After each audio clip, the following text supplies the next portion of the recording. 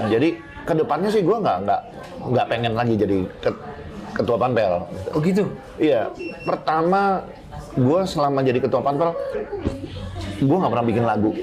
Kan gue sering bikin lagu nih buat anak-anak The Jack gitu. Anak-anak suka nanya, kok nggak bikin lagu lagi? Ya karena fokus ke panpel. Kedua, gue nggak nulis. Karena apa? Selama ini, misalnya gue away nih.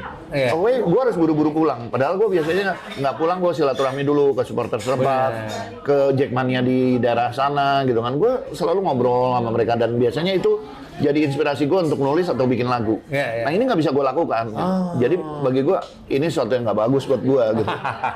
bukan apa ya, bukan passion gue nih. Dan gue merasa agak terganggu. Jadi gue berharap ini dan karena begitu sulitnya nyari orang yang mau jadi ketua panpel, akhirnya gue mencari. Dan gue sempat menyalonkan satu orang untuk, dan gue anggap dia bagus gitu ya. Tapi ya kembali lagi tergantung manajemen karena sampai sekarang mereka belum mau masih mutusin. Mereka ada sebagian dari mereka masih berharap gue tetap pegang gitu, tapi ada yang memaklumi ini apa keinginan gue gitu bahwa gue pengen kayak dulu lagi kalau away gue bisa lebih santai gitu kan, nggak dikejar-kejar gitu. Nah, jadi belum diputuskan, tapi yang pasti gue nggak mau lagi jadi gitu.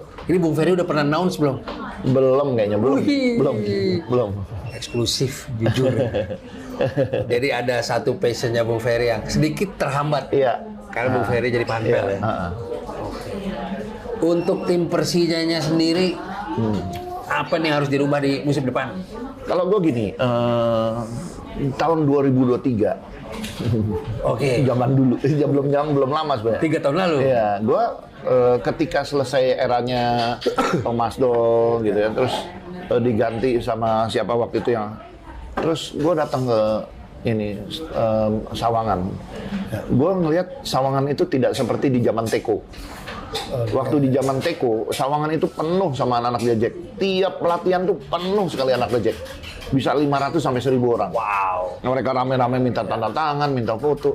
Tapi mulai di era Thomas Doll, itu mulai ada batasan-batasan. Tidak boleh ini, tidak boleh itu, tidak boleh. Jujur gue emosi. Jujur emosi karena gue merasa Sawangan itu harusnya jadi rumah keduanya Jackmania. Dia harus nyaman berhubungan dengan pemain segala macam. Ini kok enggak gitu, dibikin nggak nyaman. Jadi gue waktu itu bikin ini saran ke manajemen.